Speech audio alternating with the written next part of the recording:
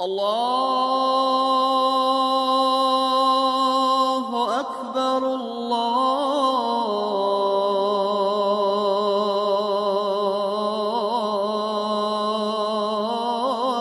الله أكبر أشهد أن لا إله إلا الله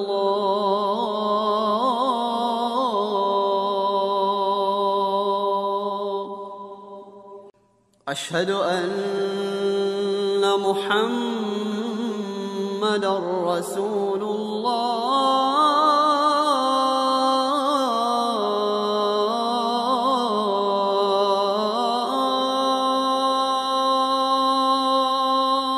Auzu billahi minash shaitanir rajim. Bismillahir rahmanir rahim. Wa salatu wa salam ala rasulillah. Chers frères et sœurs en islam, qu'il me soit permis de vous adresser le salut des hommes du paradis.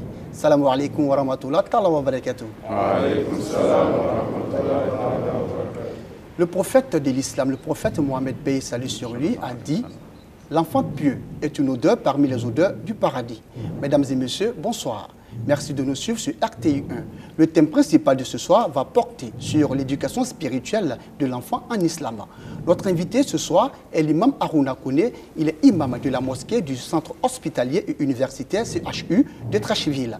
Imam, salam alaikum. Wa alaykum salam wa rahmatullahi wa barakatuh. On entend souvent parler d'éducation, mais cette fois-ci, on parle d'éducation spirituelle de l'enfant. Alors, quand on entend parler d'éducation spirituelle, à quoi fait-on allusion? Auzu billahi minash shaitanir rajim. Bismillahir rahmanir rahim.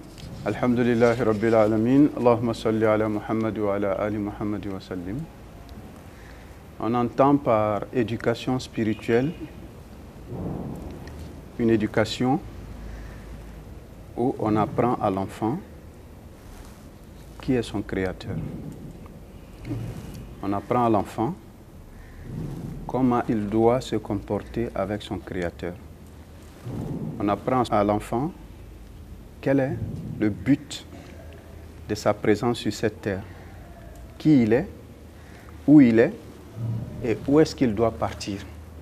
Et là où il doit partir, qu'est-ce qu'il attend là-bas et qu'est-ce qu'il doit faire pour avoir le salut. Alors, mais comment on doit procéder pour atteindre justement cette éducation spirituelle de l'enfant? L'éducation spirituelle de l'enfant commence avant même la naissance de l'enfant. C'est de mettre en prière, de demander à Dieu de t'accorder une bonne descendance. De demander à Dieu de te donner un enfant qui est imprégné de la religion. De te donner un enfant qui connaît Dieu et qui est avec Dieu. Un enfant dont Dieu lui-même est agréé. Quand on regarde le Coran, Dieu nous parle de ça. Si vous regardez à la sourate 2, quand Abraham a fini de construire la Kaaba, il a dit quoi à Dieu? Dieu, fasse que moi et mon fils soyons des soumis à toi. Et dans notre descendance, des soumis. Si vous regardez le Coran, il y a beaucoup de versets qui parlent de ça. Hein? Alors, vous avez le verset Rabbana hablana min azwajina wa zurriyatina qurrata a'yun waj'alna lil muttaqina imaman. Dieu fasse en sorte que nos épouses, nos enfants soient la joie de nos yeux et fasse qu'on soit imam pour les pieux. Donc, déjà avant même la conception, avant même de savoir que tu auras des enfants, tu dois prier Allah pour que Dieu t'accorde une bonne descendance. D'accord, Dieu t'accorde. C'est par là que ça commence. Alors, d'accord, donc c'est par là que ça commence. Alors, dites-nous un peu, le prophète de l'islam, le prophète Mohammed, paix et salut sur lui, comment lui, il éduquait ses enfants? Comment il se comportait avec ses enfants? Le prophète sallallahu alayhi wa sallam nous a donné des lignes à suivre. Et c'est ce que lui-même il a fait. La première étape, c'est la prière pour que Dieu te donne une bonne descendance. La seconde étape, c'est la conception même de l'enfant. Le prophète sallallahu alayhi wa sallam nous a enseigné comment on doit aller avec nos épouses. Être en état d'ablution, faire les invocations qu'il faut. Il allait jusqu'à nous dire, si vous faites cette invocation s'il y a un fruit dans votre union, le shaitan ne pourra rien contre lui. Donc déjà, si on s'inscrit dans cette voie et que Dieu nous donne un enfant, déjà il est immunisé contre le shaitan. Si l'enfant est immunisé contre le shaitan, c'est les 2/3 de son éducation qui est déjà gagnée. Tout à fait. Mais pensez-vous qu'aujourd'hui, avec cette société moderne, on pourra faire comme le prophète de l'islam, le prophète Mohammed, Oui. paix salut sur lui? Oui, oui, parce que tout est dans les invocations. Le prophète a dit quelle doit être ta conduite avant d'aller au lit. Quand tu es avec ton épouse, qu'est-ce que tu dois faire? Quand tu dois t'accoupler, quelle invocation tu dois faire? Mais il faut s'approprier ça et il faut pratiquer cela. Mais est-ce que nous-mêmes, on se donne le temps de faire cela aujourd'hui? Parce que c'est là que réside notre difficulté. Nous n'avons pas le temps. Il va jusqu'à nous dire, sallallahu alayhi wa sallam, n'allez pas avec vos épouses comme les animaux vont les uns avec les autres. C'est tout un processus. Mais c'est la conception d'un être humain. C'est délicat. On ne conçoit pas pour concevoir. Ah, mais c'est ce qui est remarqué. Ah, non. Quel type d'enfant tu veux? Le musulman ne veut pas n'importe quel enfant. Le prophète sallallahu alayhi wa sallam te demande de produire un enfant de qualité. Et donc, pour produire cet enfant de qualité-là, il t'a donné des mesures d'accompagnement, tout un processus que tu dois respecter pour aboutir à ce résultat-là. Mais si tu suis ce processus, il n'y a pas de raison qu'au bout du compte, tu n'es pas un enfant béni, un enfant pieux. Mais si tu ne suis pas ce processus, déjà le départ est faussé. Si le départ est faussé, c'est les brèches qu'on va colmater, parce que là, il y a problème. D'accord. Quand le départ est raté, il y a problème par la suite. Tout à fait. Et ces problèmes-là, il va falloir maintenant les entretenir, les gérer. Alors que c'est là que réside aussi tout le problème, la gestion de ces problèmes. Donc tout dépend du départ. D'accord. Au lieu de chercher à gérer les problèmes, il suffit simplement de suivre les indications, sinon les recommandements d'Allah subhanahu wa ta'ala, voilà, et de suivre ce que le prophète, paix et salut sur lui, a dit. Le prophète Moïse, le prophète Moussa, paix et salut sur lui, qui disait: oh mon Seigneur, quelle est la meilleure action auprès de toi? Le Seigneur lui répondit: l'amour envers les enfants, car je leur ai mis une disposition naturelle à mon unicité, et aussi leur communauté rentrera dans mon paradis avec ma miséricorde. Est-ce que ce n'est pas une façon de montrer l'importance même de l'enfant au monde entier, aux musulmans? Est-ce que là, ça veut dire qu'on ne doit pas jouer avec l'éducation de l'enfant? Oui, en fait, il y a un hadith du prophète sallallahu alayhi wa sallam qui va dans le même sens. Où il nous dit: Ma min mawludin illa wa yuladu ala al-fitra. Tout enfant naît avec une nature parfaite. La nature parfaite ici, c'est quoi? C'est la connaissance de Dieu. Donc, l'enfant, en venant dans ce monde-là, vient déjà avec la connaissance de Dieu. Le monde dans lequel il était, nous n'étions pas là-bas. C'est avec Dieu il était. Il vient avec la connaissance de Dieu. Maintenant, c'est du ressort, c'est-à-dire que c'est la responsabilité des parents d'aider cet enfant à maintenir cette connaissance de Dieu à travers son éducation. Sinon, si on néglige ça, il peut perdre cette connaissance de Dieu-là. Mais justement, il peut devenir un athée, il peut devenir autre chose. Un athée, quelqu'un qui ne croit pas en Dieu et tout ça. Oui. Alors justement, comment le fidèle musulman doit-il éduquer spirituellement son enfant de façon pratique? De façon pratique. Il y a dans l'éducation islamique ce qu'on appelle l'éducation par l'exemple.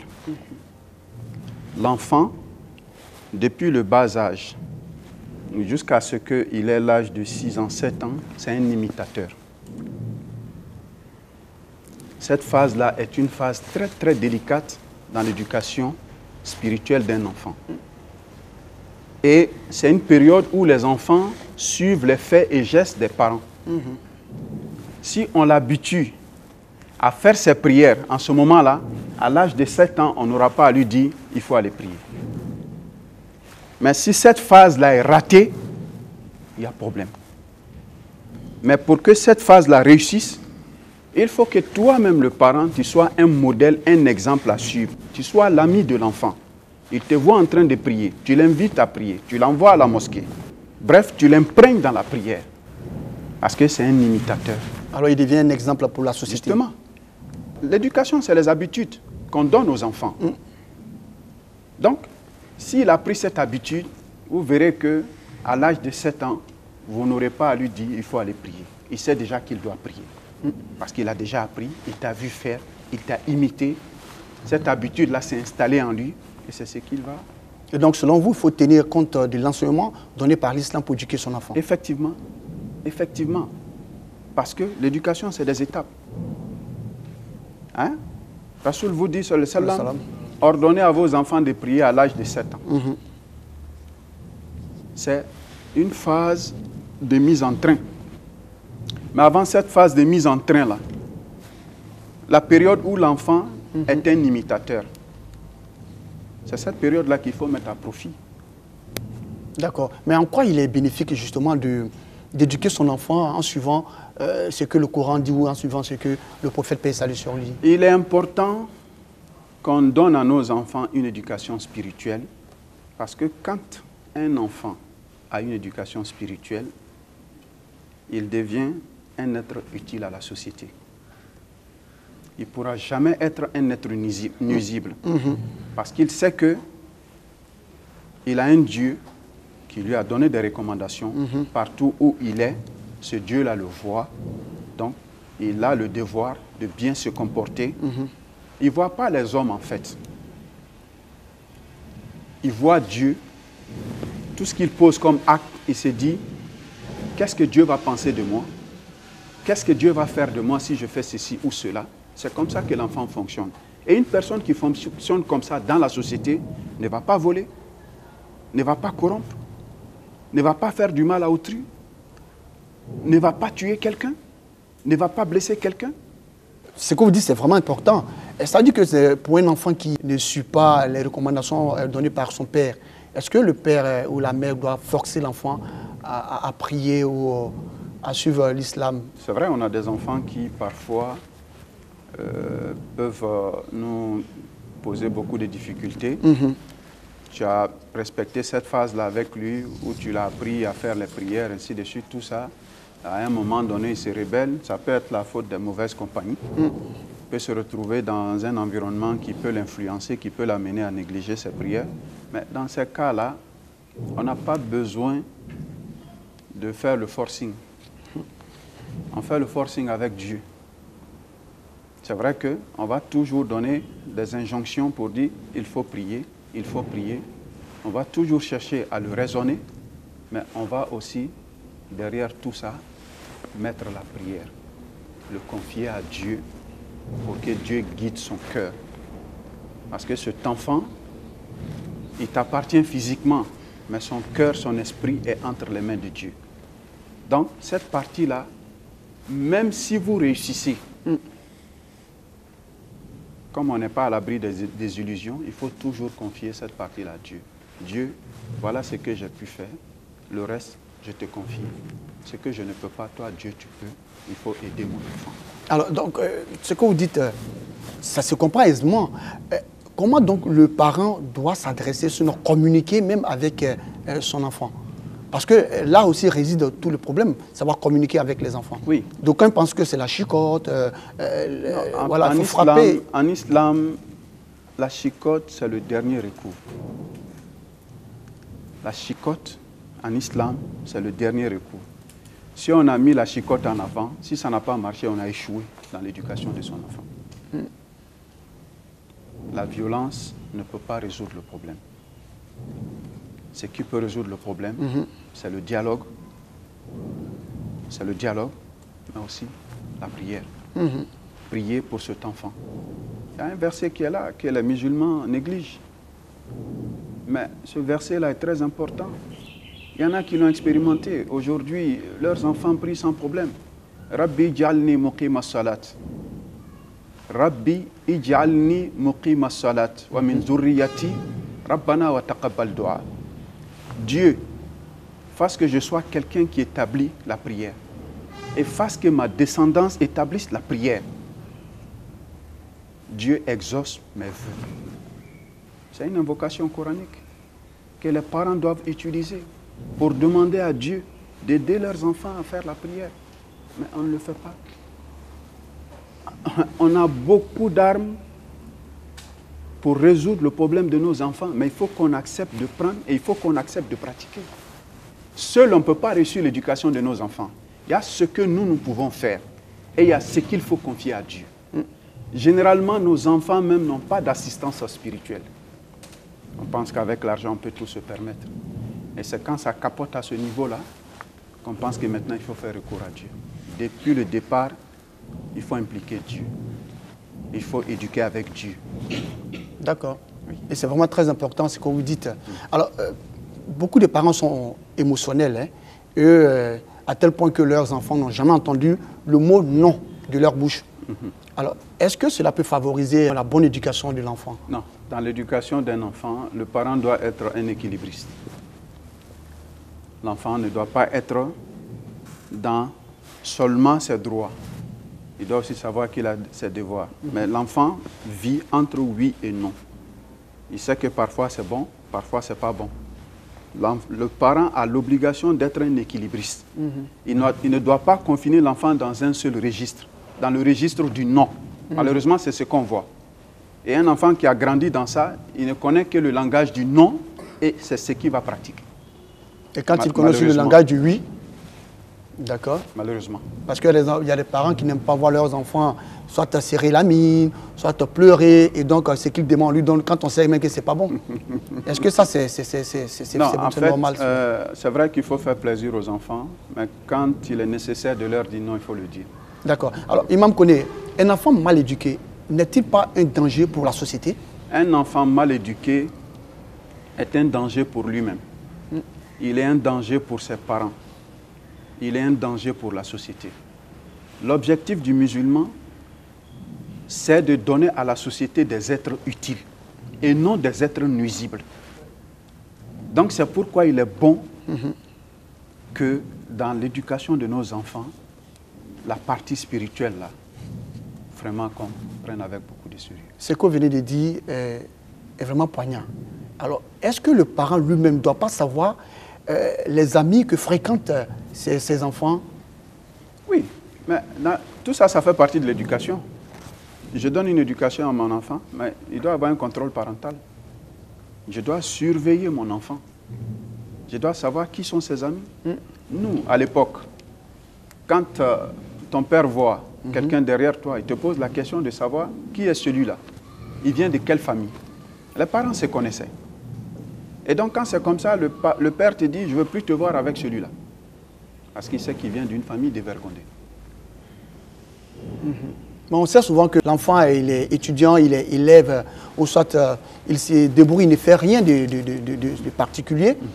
Mais il vient souvent avec des montres, des portables, du matériel vraiment très cher. Est-ce que le parent ne doit pas se demander oui, mais justement, le parent doit chercher à savoir l'origine, qui lui donne et pourquoi il lui donne. Ou comment il arrive à se procurer cela. Justement, quel est l'objectif derrière ces dons-là? Parce que beaucoup de nos enfants ont été détournés comme ça. Ils se sont retrouvés dans des réseaux vraiment pas bien. À cause de cette facilité qu'on leur accorde, on leur donne des cadeaux. Et c'est dans ces cadeaux-là, c'est des hameçons en fait. Hein. C'est pour cela qu'il faut vraiment mettre l'accent sur l'éducation spirituelle. Effectivement, quand tu as donné Dieu à ton enfant, tu lui as tout donné. Et si tu lui enlèves Dieu, tu lui as tout enlevé aussi. Quel que soit ce que tu lui as donné. Si Dieu n'est pas dedans, c'est zéro. Et donc ça permet à l'enfant de mieux s'insérer et de tourner le dos complètement et définitivement à tout ce qui est néfaste dans la société. Parce qu'il y a ce que toi tu peux faire. Il y a des zones où l'enfant peut se retrouver. Toi tu n'es pas là-bas. Mais si tu lui as inculqué Dieu, lui-même il est conscient de la présence divine. Il est conscient que Dieu le voit partout où il est. Là où il est, toi tu n'es pas là-bas, mais il sait que les yeux de Dieu sont là pour le voir. Il ne va pas se permettre certaines choses. Souvent même à la maison, et ça c'est vraiment récurrent et c'est dommage, on constate que des enfants ont des documents, des photos de mode indécentes, ou souvent même dans les portables. Et souvent le père voit cela mais il ne dit rien. Ce n'est pas normal, c'est pourquoi le prophète sallallahu alayhi wa sallam disait un jour comme ça à ses sahaba, il dit « La yadkhulu fil janna ad-dayus ». Il dit le dayus n'entrera pas au paradis. Il a répété 3 fois. Les Sahaba paniqués lui posent la question. Mais qui est Dayous? Dis-nous qui est Dayous. Il dit le Dayous, c'est quelqu'un qui voit les actes de désobéissance à Allah de ses enfants, mais qui s'abstient de parler plutôt qu'il les encourage. Celui-là, il ne rentrera pas au paradis. Mais est-ce qu'il n'a pas peur que son enfant se fâche ou fasse une fugue? Oui, mais justement, chez nous, on dit que c'est trop fort pour moi. Est-ce que vous pouvez expliquer un peu? Voilà, tu ne vas pas pisser et puis le crocodile va sortir dedans pour t'attraper. Ça veut dire quoi? Qui est le père? Ben, les signes annonciateurs de la fin du monde. Le prophète sallam dit quoi? Quand on lui a demandé, il dit premier signe, il dit quand la servante accouchera de sa maîtresse. Quand la servante accouchera de sa maîtresse, oui. Ça veut dire quoi? Les enfants sont des rois, les parents sont des esclaves. Quand tu es esclave là, tu as peur de parler à ton enfant. Un esclave a peur de parler à son supérieur. D'accord. Donc ça fait partie des signes annonciateurs de la fin du temps. Donc les enfants vont dominer les parents. Justement. Donc quand tu es un parent comme ça, le prophète dit que tu n'iras pas au paradis. Tu n'entreras pas parce que tu es un Dayous. Et d'ailleurs, parlant même du paradis, vous avez dit qu'un enfant va témoigner que son père ne doit pas aller au paradis. Vous pouvez revenir un peu là-dessus. À la sourate 66, verset 6, Dieu dit « Ya ayyuhallazina amanu qu anfusakum wa ahlikum nara » Oh les croyants, oh vous qui avez cru, sauvez-vous et vos familles d'un feu dont les combustibles seront les hommes et les pierres. À la sourate 66, verset 6. Okay. Mais ce verset-là, c'est une arme entre les mains de nos enfants, le jour de la rétribution. On arrive le jour de Yom al-Qiyamah. On vérifie tout. Tu as fait le pèlerinage, tu as prié, tu as tout fait. Tout est correct. Un musulman complet. Mais la logique veut quoi? Que tu ailles au paradis? Que tu ailles au paradis. Tout à fait. Donc, les anges t'indiquent la voie du paradis. Entre-temps, ton fils est arrêté. Dieu, tu es Dieu de justice. C'est toi, tu as dit, sauvez-vous et vos familles. Il s'est sauvé, il n'a pas sauvé sa famille. Moi, je suis là. Ah bon? Ah oui. Et donc... il s'est sauvé, il ne m'a pas sauvé. Donc, Dieu, il faut trancher. L'enfant n'a pas pitié même de... Non, sans pitié. Ce jour, la peine, non, non. C'est ici, on a pitié les uns des autres. Le jour de Yom al-Qiyamah, c'est chacun pour soi. Et son père, mais il ne souhaiterait même pas voir son père aller au paradis? Dieu n'a qu'à faire la justice. Comme tu as failli à l'éducation, Dieu est un Dieu de justice. Il t'a dit de te sauver et ton enfant. Tu as voulu te sauver seul, donc tu ne seras pas sauvé. Tu vas suivre ton enfant à l'enfer.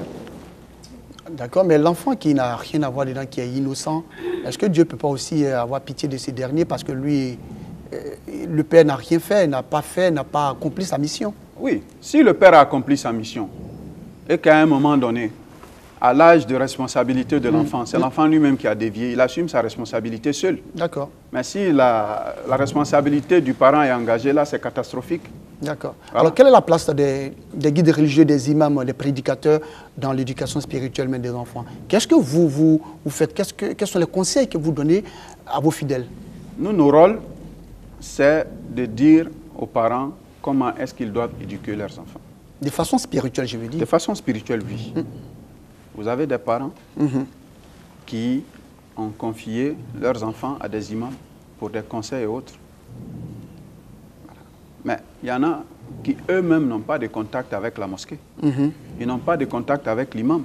Ça veut dire que même ces enfants n'ont pas de contact avec un édifice religieux. Quand c'est comme ça, cet enfant, toi, tu n'as pas le temps de lui donner une éducation spirituelle. Tu ne l'envoies pas aussi vers une mosquée où il peut recevoir une éducation religieuse. Dans toutes nos mosquées aujourd'hui, il y a des enseignements qui sont dispensés.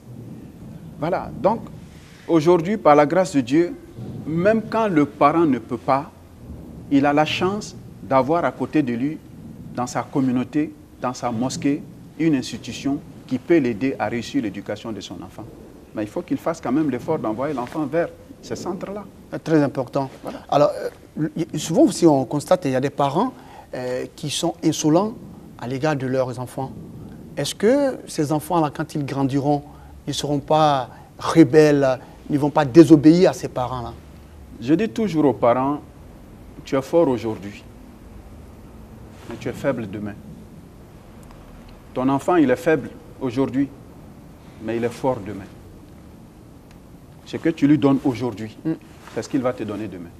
Si tu lui donnes le langage de la violence, c'est ce qu'il va te tenir demain. Si tu lui donnes la douceur, la bonne parole, c'est ce qu'il va exécuter aussi demain. Donc les parents n'ont qu'à faire le choix. La façon dont tu veux que ton enfant te traite demain, c'est comme ça qu'il faut le traiter aujourd'hui. Est-ce que vous êtes en train de nous dire que l'échec de l'éducation spirituelle est ce qui favorise justement ce qu'on voit dans les différentes rues de notre pays avec le phénomène des enfants en conflit avec la loi? Est-ce que cet échec de l'éducation spirituelle favorise cela? C'est la connaissance de Dieu qui permet à l'enfant de se retenir. C'est la connaissance de Dieu qui permet à l'enfant de savoir que ça là est bon, ça là n'est pas bon. C'est la connaissance de la religion qui lui permet de savoir qu'il y a quelque chose qui est licite, il y a quelque chose qui est illicite. De savoir que ça c'est bon, si tu fais ça, Dieu te récompense, si tu fais ça, Dieu te punit. Donc déjà, il sait qu'en faisant ça, Dieu va me récompenser. Il le fait. En faisant ça, Dieu va me punir. Comme il a peur de la punition de Dieu, il ne le fera pas. Donc, il faut qu'on inculque à nos enfants l'éducation spirituelle. Parce que c'est la connaissance de Dieu qui va nous préserver de beaucoup de choses. C'est ce qui va amener nos enfants à ne pas adopter des comportements qui sont en porte-à-faux avec les principes sacro-saints de notre religion. D'accord. D'ailleurs, même l'imam Ibn Al-Qayyim disait à propos donc, des enfants, je le cite, « Les parents doivent les tenir éloignés de la paresse, de l'excès, du confort et de l'envie. Ils se doivent de leur inculquer des valeurs opposées à ceux-ci. Ils doivent les habiter à l'effort car la paresse a de mauvaises conséquences. » Est-ce qu'il n'a pas raison, l'imam? Effectivement, effectivement. Parce que quand tu dis la paresse, on a une façon d'éduquer nos enfants aujourd'hui où nous-mêmes on tue en eux le sens de l'effort. Tu trouves un enfant aujourd'hui avec de gros diplômes, mais il n'a plus ce sens d'effort-là. Parce qu'il est resté un assisté toute sa vie. C'est-à-dire qu'il ne sait pas de se battre pour gagner son pain. Mais on lui a enlevé ça dans son éducation. C'est ce qu'on appelle en Djoula Koka Den Saramone Balou. Tu l'éduques comme un mouton. C'est-à-dire il est là, il reçoit tout. Donc c'est la facilité. Justement. Donc un enfant qui a grandi dans un environnement pareil, même s'il a un doctorat, il va s'asseoir avec pour qu'on l'assiste. Ah bon? Oui, oui. Et ça, c'est pas normal. Hein? Mais justement, je le disais, je dis avant, parfois tu viens voir ton père, ah, je veux ça. Il dit, il y en a, mais je ne te donne pas. Il te regarde droit dans les yeux. J'en ai, mais je ne te donne pas. Il faut aller chercher pour toi. Mais est-ce que ce n'est pas pousser l'enfant à aller faire autre chose? Non. On a reçu ça dans notre éducation. C'est une façon de galvaniser l'enfant. Tu entends l'enfant dire, quand j'ai grandi là, j'ai cherché pour moi. Ah, c'est un défi. Justement. Ah, d'accord. Le parent sait qu'il faut amener l'enfant à supporter l'adversité. Donc, imam, vous avez été victime de cela. Oui, mais justement, ça nous a forgé. Parce que ça nous a amené à ne pas être un assisté. Mais on trouve qu'aujourd'hui, quand vous vous comportez ainsi, c'est maltraiter votre enfant. Oui, mais il le faut parce qu'il faut que l'enfant sache qu'à un moment donné, lui-même, il ne doit apprendre qu'à compter sur lui-même après Dieu. Mais si tu n'as pas appris ça à ton enfant, regardez, on a des enfants aux États-Unis, ils travaillent pour faire venir de l'argent à leurs parents. C'est cela. Mais par contre, il y en a là-bas, c'est les parents d'ici qui leur envoient de l'argent, alors qu'il y a plein d'opportunités d'affaires aux États-Unis. Vous voyez ça comment? Ça dépend de comment son parent l'a éduqué. Si tu l'as éduqué comme un assisté, partout où il est, tu vas l'assister. Mais si tu l'as éduqué pour qu'il soit indépendant, à un moment donné, là, il va prendre son indépendance par rapport à toi et il va s'assumer. D'accord. Voilà. Alors, est-ce que le père même qui néglige l'éducation de son enfant ou de ses enfants n'incite pas ceux-ci à tourner le dos à l'islam? Il faut que les parents eux-mêmes soient de bons musulmans. Parce que comme je le dis, il faut que nous-mêmes on soit des modèles. Il ne suffit pas de donner des ordres. On parle combien de fois aux enfants? Mais il y a quelque chose qui ne peut pas échapper aux enfants. Ils observent. C'est des observateurs, ils nous regardent. Parce qu'à un moment donné, ils n'ont pas ce qu'on appelle l'esprit de discernement. Ce que papa fait, c'est ce qui est bon. Ce que papa ne fait pas, je ne dois pas faire. Ce que maman fait là, c'est ce qui est bon. Donc, Les enfants nous observent. Il faut que nous-mêmes soyons des modèles. On peut retenir que l'éducation spirituelle est vraiment très importante pour l'éducation de l'enfant. Quand l'enfant est éduqué spirituellement, il est un bienfait pour lui-même. C'est un exemple Parce de la société. qu'il ne fera pas ce qui peut nuire à sa vie, comme on le voit aujourd'hui. L'alcool, la drogue, le sexe, etc. Des phénomènes qui ont pris vraiment le dessus dans notre société. Il ne rentrera pas dedans parce que son éducation spirituelle lui donne une immunité contre ça. Il ne va pas nuire à ses parents parce qu'il sait que nuire à ses parents, c'est se mettre sous la colère de Dieu. Il ne veut pas que Dieu se fâche contre lui. Il veut avoir la bénédiction de ses parents. Et il sait que si maman est fâchée, je suis maudit. Si papa est fâché, je suis maudit. Donc je ne le ferai pas. Il ne va pas opprimer quelqu'un dans la société parce qu'il sait que c'est une injustice et Dieu peut le punir pour ça. Donc un enfant éduqué spirituellement, c'est un bienfait pour lui-même, pour sa famille, pour la société. Un enfant qui est dépourvu de spiritualité, qui est mal éduqué, est d'abord un danger pour lui-même, un danger pour sa famille, et c'est un être nuisible dans la société. D'accord. Alors, Imam, on a l'impression que des parents, eux-mêmes, maudissent leurs enfants. Laissez-le, c'est un enfant maudit. Est-ce que le fait de dire cela ne participe pas à la mauvaise éducation de l'enfant? Ça participe beaucoup. Je peux dire qu'aujourd'hui, il y a des parents qui ont scellé le sort de leurs enfants. Parce qu'ils ont passé tout leur temps à maudire leurs enfants. Mais je dis, quand tu aimes ton enfant, tu ne fais pas toi-même de ta bouche un coroti pour lapider ton enfant. Parce que maudire un enfant, c'est un coroti que tu lui lances. Coroti, ça veut dire quoi? Coroti, c'est un missile, c'est un fétiche. C'est des missiles, tu lui lances. Mais si toi, tu dis, il est maudit, hein? Un enfant, même par définition, en bambara, on dit quoi? Ding. Mais quand tu vas dans l'étymologie de din, c'est din, n'est-ce pas? Mais din, là, ça vient de din. C'est à quoi tu vas t'accrocher. Il vient à din. Ah, d'accord. Ah oui? Tu vas t'accrocher à l'enfant après. Donc l'enfant sert de support. Justement, c'est un support pour toi. Si tu as brisé ton support en le maudissant, en disant tout ce qu'il ne faut pas dire, après demain, là, tu rattrapes ça comment? Et donc quand le pilier tombe, vous-même vous tombez? C'est fini. D'accord. Donc, si tu as cassé le pilier, tu t'es cassé toi-même. Il faut que les parents arrêtent. C'est l'habitude de nos parents. Pour un oui, pour un non, dangadin, il te que fouillé, il benaye, nakaya bena tomo kanadi make. D'accord. S'il a vu là, il va ramasser, il va venir dedans. D'accord. Alors, Imam, vous avez commencé à parler en malinké. On va vous permettre justement d'être résumé tout ce que nous avons dit aujourd'hui en malinké. Alhamdulillah, Rabbil Alamin, wa salatu wa salam ala Rasulillah. Anya kuma tumbe denya lamo kan, lamo su kacha. Farkolo lamo bei, ninta lamo bei, hakilita lamo bei. Ambe lamo mi kuma na bi ole ye ka ala lon yira dena. Nango mananzarakana ko éducation spirituelle. Ni ka ala yira dena. Ni ala ka demana. Ni den ka ala lon. Ala ko min a sɔnnaw ma k'o baara kɛ. Alhamdulillah rabbil alamin. I b'a ye den a bɛ k'a yɛrɛ ma hɛrɛ ye. A bɛ k'a ka bangebagaw ma hɛrɛ ye. A bɛ k'a ka jamana ma hɛrɛ ye. Nka den ni o ma sɔrɔ a ka lamɔ la, ala ma sɔrɔ. Lamɔ min kan ka d'a ma, o ma sɔrɔ ka d'a ma. I b'a ye a bɛ k'a yɛrɛ ma jugu ye. A bɛ kɛ ba ni fa ma jugu ye. Wa a bɛ kɛ jamana yɛrɛ denw ma jugu ye. Silamɛya ka laɲini t'o ye. Silamɛya laɲini ye min ye, o le ye ka den ɲɛnamaw sɔrɔ.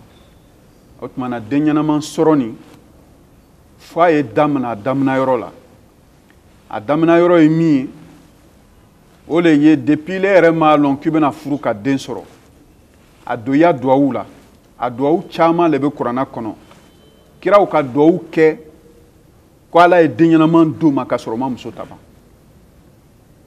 Donc an kan ka a daminɛ o yɔrɔ la, ka duwawu kɛ. Ala kira fana sallallahu alaihi wa sallam a ka sira dɔw le don an kɔrɔ denko la. Slama ale ya den ɲini cogoya ni tɔw ta tɛ kelen ye. O kama Alakira b'a fɔ an ye sallallahu alaihi wasallam k'a kana bin a musow kan i n'a fɔ baganw bɛ bin ɲɔgɔn kan cogoya min na. A kana bin a musow kan i n'a fɔ baganw bɛ bin ɲɔgɔn kan cogoya min na. O kɔrɔ ye k'a fɔ a ye danfara bɔ ani ninnu ta la. Ninnu bɛna baganw le wolo, alu bɛna adamaden de wolo. Adamaden ni bagan tɛ se ka kɛ kelen ye. Komi alu bɛna adamadenw de wolo, o tuma a ye jija, sira ye nin ye, a y'a ta, n'a k'o sira ta, k'o sira labaara, a ka ca Ala fɛ a bɛna den mun sɔrɔ, sitana tɛ se o la. A ye seliji ta ka sɔrɔ ka taa ni musow ye. N'a bɛna se musow ma a ye dugawu kɛ. Allahumma jannibna shaitan wa jannib shaitan ma razaqtana. A ye to k'o dugawu kɛ. N'a k'o kɛ, ni Ala k'a sɔn den na, sitana tɛ se den nin na. Ayiwa, n'o dugawu minɛna ele ma, ele bɛna den min sɔrɔ déjà, Alakira ko ko sitana tɛ se a la. Ni sitana ma si den la ka ban, éducation yɛrɛ fanba baara nɔgɔyala o. N'o bɔra yen, an yɛrɛ ye kɛ misaliya ɲɛnamaya denw ye. Parce que o fana y'an ka problème dɔ ye. Ele tɛ seli. Den tɛ ele ye seli la. Ele tɛ den bolo minɛ ka taa n'a ye misiri la. Ele tɛ den bila seli la. O ye n'a bonya ko ye seli. A b'a bɔ min? A ma deli a la. Ni k'a mɛn ko lamɔ ye delina le. K'i ladeli ko dɔw la i ye se k'a kɛ. I ka den deli min na a b'o le kɛ. O tuma an ye jija, an yɛrɛ ye kɛ deliko ɲuman ye denw ye. O y'an filɛ, o y'an ladeli. O bɛ sɔrɔ sira min fɛ, o le ye an yɛrɛ ye temps dɔɔni di denw ma. An y'o bolo minɛ ka na misiri la, an y'o bolo minɛ ka taa alimamuw fɛ, an y'o bolo minɛ ka taa wajuli kɛ yɔrɔw la, an y'o bolo minɛ ka taa silamaya kow bɛ kɛ yɔrɔ min. A y'a lɔn ko a ya diinɛ le ye nin ye, a y'a lɔn fana ko a kan ka nin de baara. An bɛ lamɔ min ko kunna, an kan ka Ala fɔ an denw ye, an kan k'a to ye Ala lɔn. Denw fana ka kan k'a lɔn o mana diɲɛna gwansan kun dɔ le b'o na la diɲɛna. Diɲɛ nin fana sigiyɔrɔ tɛ tɛmɛyɔrɔ lo. Lon dɔw bɛna sa, mun de bɛ saya kɔfɛ? Nin bɛɛ kan ka ɲɛfɔ den ye.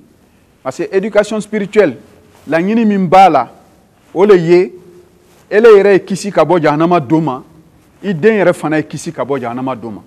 Donc sira min b'a to ele tɛ se jahanama ma, den tɛ s'a ma, o sira le ka Ala lɔn ɲɛ yira la.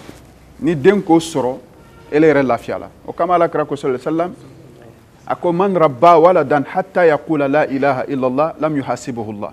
Ko ni k'i den lamɔ, ko ni den nin k'a bɔ a da la don min na ko la ilaha illallah Muhammad rasulullah, ko ile yɛrɛ y'a lɔn k'a fɔ k'i kisi la ko parce que Ala t'i ni ɲininka sini kiyama. Donc an denw b'an lase arijinɛ ma cogoya min na, o bɛ se k'an lase jahanama ma ten. Donc comme a ko bɛ ten, an ye jija, an y'an yɛrɛ kɔrɔsi. Silaman tɛ den kɛ ten. Ni ka denko labɛn manamana kɔnɔ, i bɛ manamanadenw de sɔrɔ. Ni k'a labɛn fana sɛbɛya kɔnɔ, i bɛ sɛbɛdenw de sɔrɔ. Donc an kana bricolage kɛ parce que den bricoleli de caani b'an fɛ bi. K'a sababuya k'an yɛrɛ ya bricolage ye. Fo an ye b'o la. Sira mun donna an kɔrɔ, an y'o ta, ka dugawu kɛ denw ye, ka saraka b'o ye, ka Ala dali o ye. Ni ka den sɔrɔ, i k'a bila seli la. A banna ko a tɛ seli. O t'a to i b'a danga.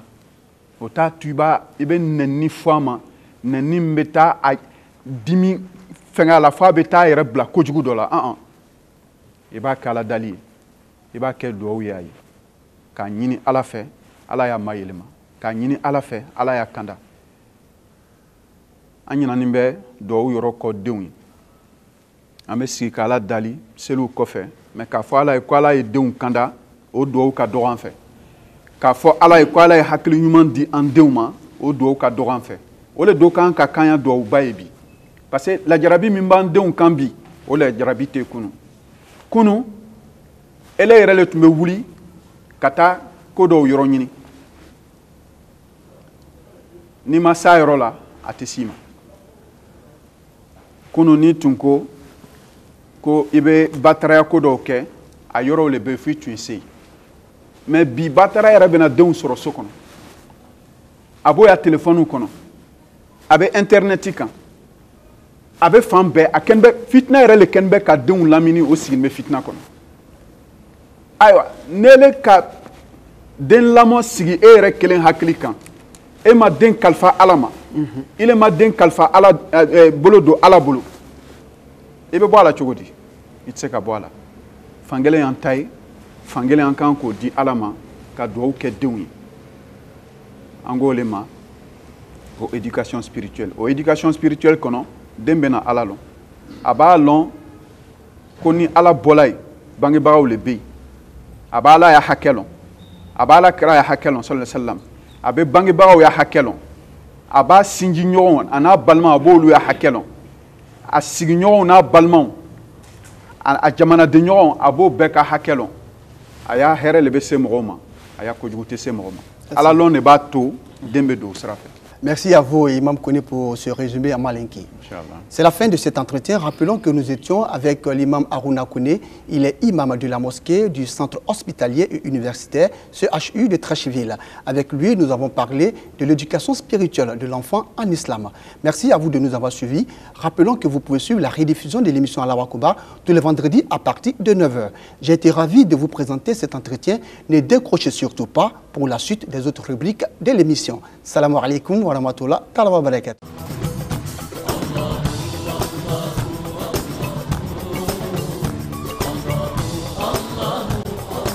Karafigué, sous-préfecture de Koni dans le département de Koroko.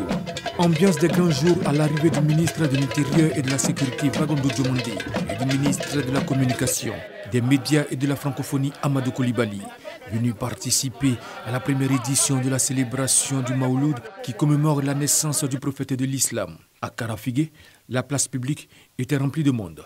Les imams, guides religieux et fidèles se sont déplacés en nombre pour écouter les prêches et prier pour la Côte d'Ivoire. Les différents intervenants ont invité les fidèles et les membres de la communauté musulmane à imiter les vertus des 23 années de mission prophétique de Mahomet. Par ailleurs, ils ont fait des bénédictions et des prières pour la Côte d'Ivoire et pour le président de la République pour ses actions de développement à Korogo. Les ministres Vagondo Diomondi et Amadou Koulibaly ont salué la grande contribution de la communauté musulmane de Karafigué à la préservation de la paix et de la cohésion. Je voudrais surtout les remercier pour tous les vœux qui ont été formulés à l'endroit du chef de l'État, des vœux de santé surtout, de longévité pour lui, mais également ils ont prié pour qu'il puisse conduire la Côte d'Ivoire à bon port. Et ce port, on le sait tous, c'est l'émergence que le chef de l'État a fixé donc comme cap à atteindre pour le bonheur donc de nos concitoyens. Ils ont prié pour le Premier ministre et l'ensemble des membres du gouvernement que Dieu exauce toutes les prières qui ont été formulées, aussi bien à l'intention du chef de l'État, de sa famille, que pour tous nos défunts et également pour le Premier ministre et tous les membres du gouvernement. Des doléances ont été émises, notamment la construction d'un château d'eau et la construction d'un centre de santé. Nyangbo, en langue tagbana, veut dire le gros caillou ou encore la grande grotte, pour indiquer cette chaîne de montagnes présente dans la localité. Ce village, il faut le savoir, est situé dans la sous-préfecture d'Arikokara, dans le département de Niakara, région du Hambol, au nord de la Côte d'Ivoire. Nyangbo est limité au nord par les villages de Nabanakara et de Dousolokara, au sud par les villages de Lor, Karikokara et de Fononkara, à l'ouest par le village de Badiokara et à l'est par le village de Sepikara et la rivière du Inzi, Logbo'o, un affluent du fleuve Bandama qui fait la limite avec le département de Dabakala. L'agriculture est la principale activité. L'administration coloniale avait subdivisé le village en 3 zones constituées des grandes familles que sont Yarakpara, dirigé par Yara Ouattara, Nanapara, dirigé par Kifolo Ouattara, Sorolokpara, dirigé par Penaguen Soro. Ici, les autochtones Tagbana vivent en parfaite harmonie avec les allochtones Yakuba, Goro, Sénoufo et Guéré, ainsi qu'avec les allogènes burkinabés, guinéens, maliens, mauritaniens et sénégalais. Dans ce village, où la population est majoritairement jeune, on y trouve un dispensaire non encore ouvert, une école primaire, un château d'eau, une gare de train qui malheureusement ne voit plus les trains de voyageurs stationnés. une église catholique et une nouvelle mosquée en construction. L'ancienne mosquée n'étant pas loin de s'affaisser. À Niangbo, l'islam est la religion dominante. La communauté musulmane de ce village, en marge de la commémoration de la naissance du saint prophète, le prophète Mohammed, paix et salut de Dieu sur lui, célébré sur toute l'étendue du territoire national, a également rendu hommage au prophète de l'islam. Avant la célébration officielle, imams, guides religieux et populations se sont donné rendez-vous à la mosquée pour la lecture intégrale du Saint-Coran. À l'issue de la lecture intégrale du Coran, tous ont formulé des intentions pour la cohésion et l'harmonie dans le village. Après la formulation d'intentions, hommes de Dieu, fidèles musulmans et populations se sont rendus en fin d'après-midi sur la place publique pour la célébration officielle du Maolid de Niangbo, édition 2021. C'était en présence des cadres du village, du sous-préfet de la localité et du directeur de la station de RTI Boaké, Brahima Doumbia, représentant le directeur général du groupe RTI. À l'endroit des populations de Niangbo, je demande l'entente et souhaiter que les prochaines années, on puisse encore se retrouver ici et prier en communion, dans la paix. Le prophète Mahomet fut un grand homme de foi, épris de paix et de justice.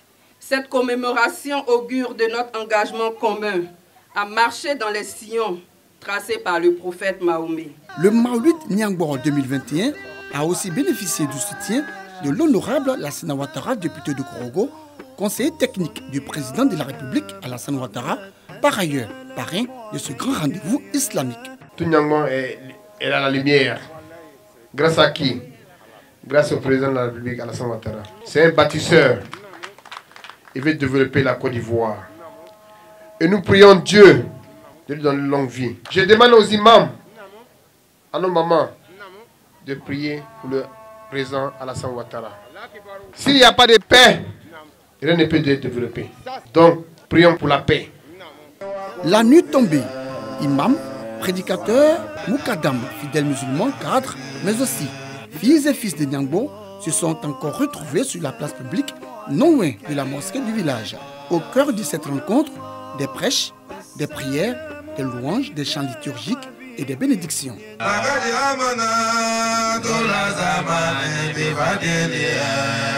Des conférences ont aussi marqué cette nuit de reconnaissance au prophète de l'islam, paix et salut de Dieu sur lui, l'importance de la prière au sein de la mosquée, la solidarité, la cohésion, la fraternité et l'amour du prochain. Le prophète Mohammed, paix et bénédiction de Dieu sur lui, un modèle pour l'humanité, entre autres thématiques développées au cours de cette célébration du Maolid. Nous avons parlé de l'expression de notre foi par nos œuvres, par nos actes. Car celui qui a la foi dans le cœur, a la sagesse dans la parole, la générosité dans les actes, parole de Mohammed alayhi salatu wassalam. Il a enseigné les musulmans des bonnes choses, des bons comportements, comment aimer ton prochain, comment te comporter envers ton prochain. Donc, alhamdoulilah, le Maolid, nous les musulmans, on fait ça pour remercier Dieu. Des thématiques fort appréciées par les filles et fils du village qui ont salué la qualité des conférences. Niangbo, c'est un grand village. Et il y a une grande mosquée à Niangbo.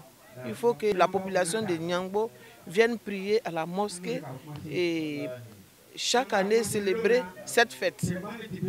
Je suis très heureuse de cette manifestation, ce jour du Maolid 2021 à Niangbo. Aujourd'hui, avec ce grand Maolid 2021, nous prions pour la Côte d'Ivoire, nous prions pour les filles et fils de Niangbo. Nous prions Dieu que Niangbo aille toujours de l'avant et que les enfants de Niangbo aillent aussi de l'avant. Le prophète a souhaité qu'il y ait la paix. Alors nous sommes en train de suivre les traces du prophète pour qu'il y ait la paix dans notre village, la cohésion sociale. Le lendemain, vendredi, jour de la grande prière, Juma, avant de faire mouvement à la mosquée, certaines femmes s'activent à la cuisine. Il faut proposer les plus beaux mets pour cette fête du Maolid. On prépare du banirani à midi. c'est-à-dire le gombo grillé, comme maman l'a si bien dit, on appelle ça le baïrani, avec du tchèp, le tchèp rouge et le tchèp blanc. Et il y a de la cuisine partout dans le village. Dans tous les 4 coins du village, les femmes sont attelées à faire la cuisine pour servir nos invités de taille.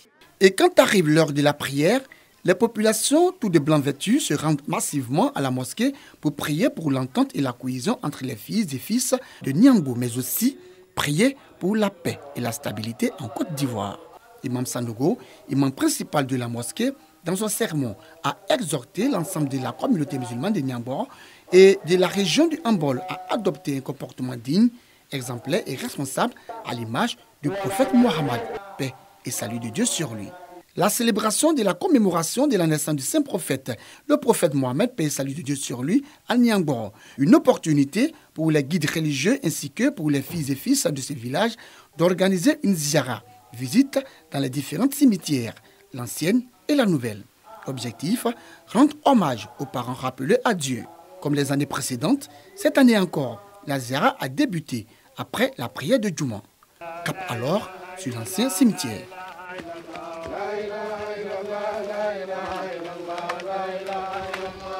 Une fois arrivés, des prières et des bénédictions sont faites pour le repos de l'âme des disparus.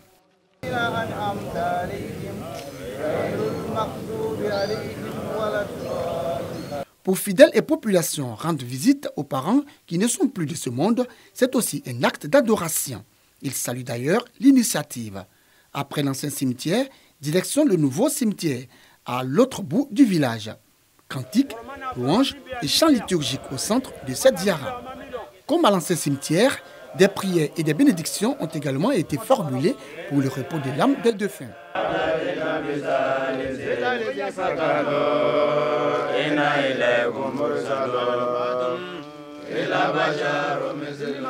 La fin de la ziara dans les cimetières marque également la fin de la célébration du Maulid fête qui commémore la naissance du prophète de l'islam, le prophète Mohammed, paix et salut de Dieu sur lui, à Niangbo, village situé dans la sous-préfecture d'Arikokaa, département de Niakara, région du Hambol au nord de la Côte d'Ivoire.